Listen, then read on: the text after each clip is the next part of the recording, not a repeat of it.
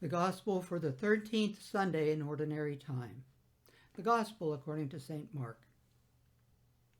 When Jesus had crossed again in the boat to the other side, a large crowd gathered around him, and he stayed close to the sea. One of the synagogue officials, named Jairus, came forward. Seeing him, he fell at his feet and pleaded earnestly with him, saying, "My daughter is at the point of death. Please, come lay your hands on her that she may get well and live." He went off with him, and a large crowd followed him and pressed upon him. There was a woman afflicted with hemorrhages for 12 years. She had suffered greatly at the hands of many doctors and had spent all that she had. Yet she was not helped, but only grew worse. She had heard about Jesus and came up behind him in the crowd and touched his cloak. She said, "If I but touch his clothes, I shall be cured." Immediately, her flow of blood dried up. She felt in her body that she was healed of her affliction.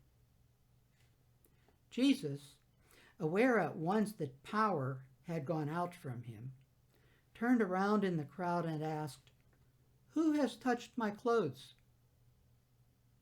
But his disciples said to Jesus, "You see how the crowd is pressing upon you, and yet you ask, 'Who touched me?'" And he looked around to see who had done it. The woman, realizing what had happened to her, approached in fear and trembling. She fell down before Jesus and told him the whole truth.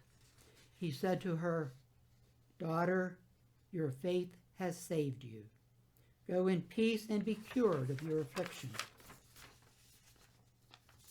While he was still speaking, people from the synagogue official's house arrived and said, "Your daughter has died. Why trouble the teacher any longer?" Disregarding the message that was reported, Jesus said to the synagogue official, "Do not be afraid, just have faith." He did not allow anyone to accompany him inside except Peter, James, and John, the brother of James. When they arrived at the house of the synagogue official, he caught sight of a commotion, people weeping and wailing loudly. So he went in and said to them, "Why this commotion and weeping? The child is not dead, but asleep." And they ridiculed him. Then he put them all out.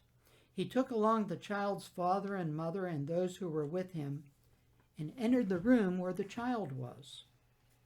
He took the child by the hand and said to her, "Talitha cum," which means, "Little girl, I say to you, arise." The girl, a child of 12, arose immediately and walked around. At that they were utterly astounded. He gave strict orders that no one should know this, and said that she should be given something to eat.